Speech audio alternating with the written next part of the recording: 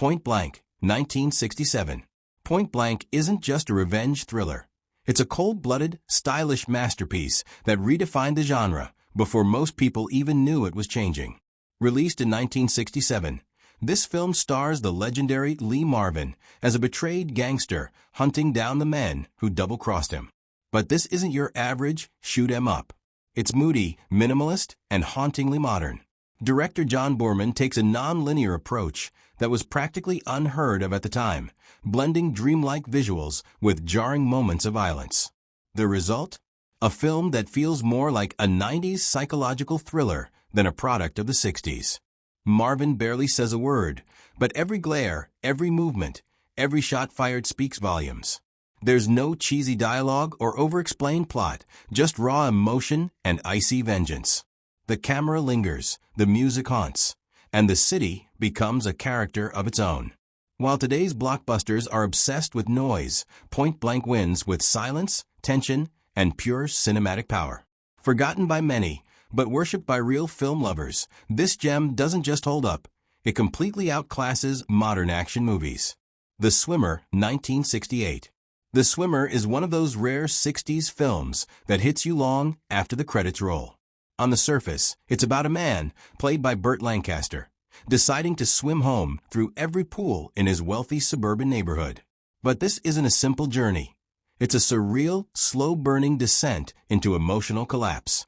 Each pool he visits becomes a portal into his past, peeling back layers of denial, pride, and painful memory.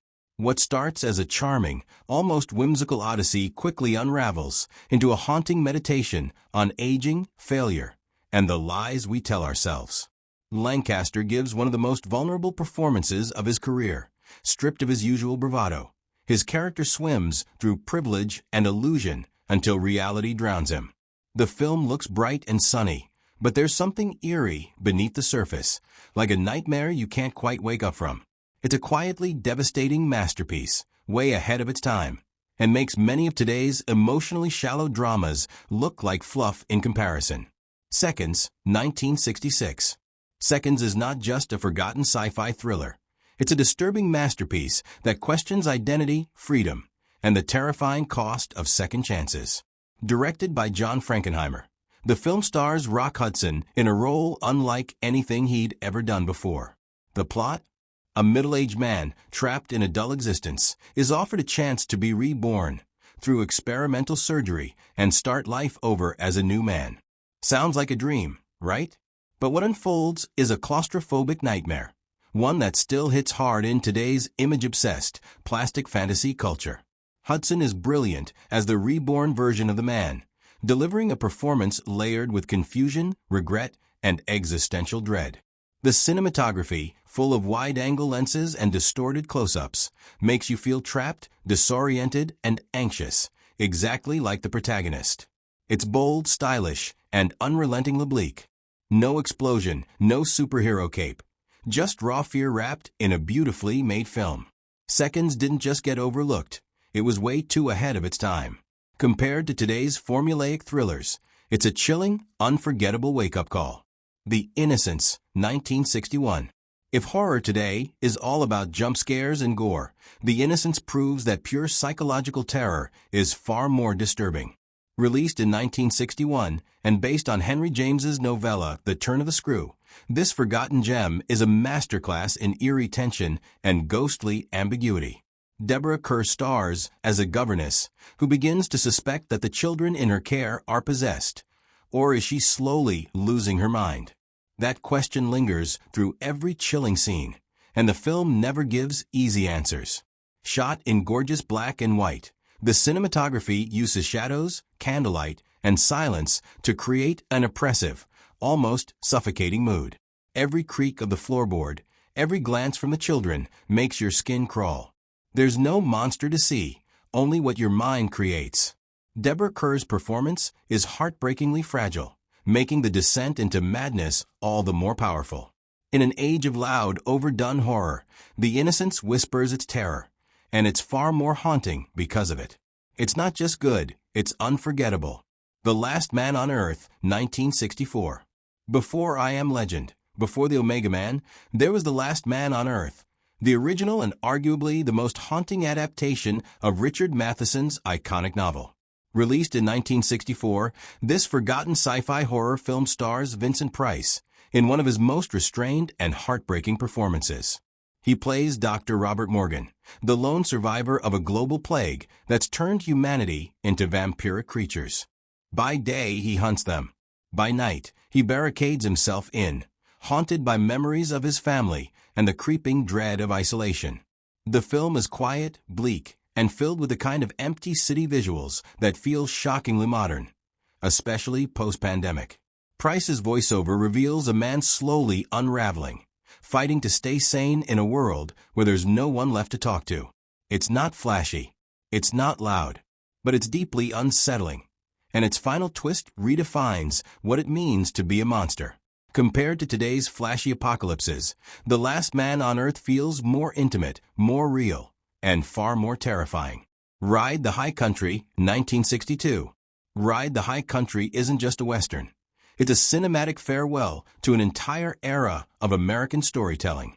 Directed by Sam Peckinpah before he became the king of blood-soaked action, this 1962 gem pairs aging legends Randolph Scott and Joel McCrea as two old gunfighters hired to transport gold from a remote mining town.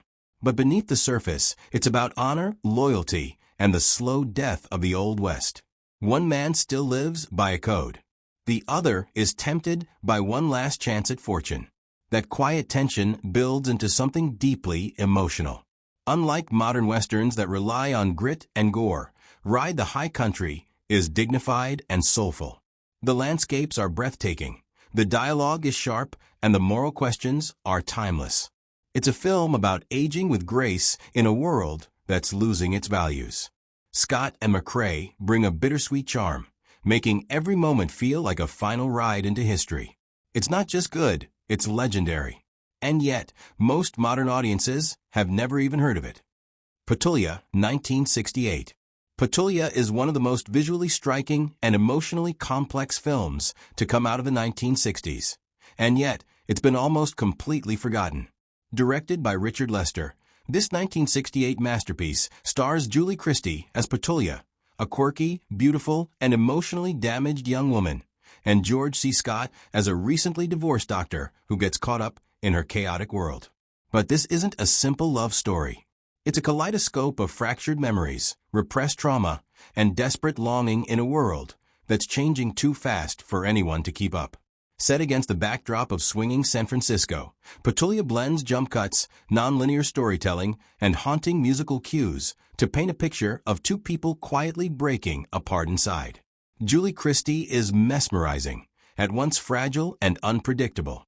George C. Scott delivers one of his most nuanced performances. The film dares to be messy and strange, reflecting the emotional disconnection of its era.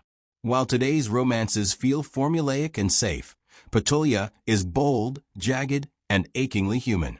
It didn't just break the rules, it wrote new ones. The Pawnbroker, 1964. The Pawnbroker is a groundbreaking film that shattered Hollywood's silence on the Holocaust decades before it became common to do so. Directed by Sidney Lumet, this 1964 drama stars Rod Steiger as Sol Nazerman, a Jewish pawnbroker in Harlem haunted by memories of losing his family in Nazi concentration camps. The film explores the devastating psychological scars of trauma and survival with unflinching honesty. Steiger delivers a raw, powerhouse performance, embodying a man numbed by grief, anger, and guilt. The narrative is not linear. It's interspersed with harrowing flashbacks that reveal the horrors Sol endured. The film's stark black and white cinematography and innovative use of sound create an oppressive atmosphere, making viewers feel trapped in Sol's world of pain and isolation. Unlike many modern dramas, The Pawnbroker doesn't shy away from uncomfortable truths. It's emotionally raw, unflinchingly honest, and hauntingly beautiful, qualities that many blockbuster dramas today simply lack. This forgotten gem challenges audiences to confront the darkest parts of humanity with courage and compassion. If 1968 is a bold, satirical take on Cold War fears and youth rebellion, a film that deserves way more attention than it ever got. Directed by Lindsay Anderson, This 1968 British drama follows a group of disillusioned schoolboys at an elite boarding school who stage a revolution against their authoritarian teachers. But it's more than a teenage rebellion. It's a scathing critique of social control, conformity, and the cycle of violence that breeds war. The performances are raw and convincing, with young actors who truly capture the confusion and anger of youth caught between innocence and brutal reality. The film's gritty, documentary-style cinematography adds a layer of harsh realism, while its sharp, unsettling dialogue challenges viewers to question authority and the meaning of freedom. Unlike today's sanitized teen movies, it dares to be uncomfortable, dark, and unapologetically political. It's a chilling reminder that the fight for justice often comes with a price. This underrated classic packs a punch that still resonates in a world struggling with power and resistance. The Cremator, 1969. The Cremator is one of the most unsettling films to come out of the 1960s, blending dark satire, horror, and psychological thriller into a haunting masterpiece. This 1969 Czechoslovakian film, directed by Uri, follows the story of a crematorium worker whose descent into madness is both terrifying and darkly comedic. As he becomes obsessed with death and the occult, the line between reality and nightmare blurs in a way that sticks with you long after watching. The lead performance is mesmerizing, an eerie mix of charm and menace that draws you in while pushing you to the edge of discomfort. Stylistically, the Cremator uses expressionist visuals, haunting music, and surreal sequences to create a dreamlike yet nightmarish atmosphere. It's a film that challenges the viewer, forcing them to confront evil lurking beneath the surface of everyday life. Compared to today's horror films, which often rely on cheap scares, the Cremator delivers psychological terror with artistic flair and profound depth. A truly forgotten classic that deserves rediscovery.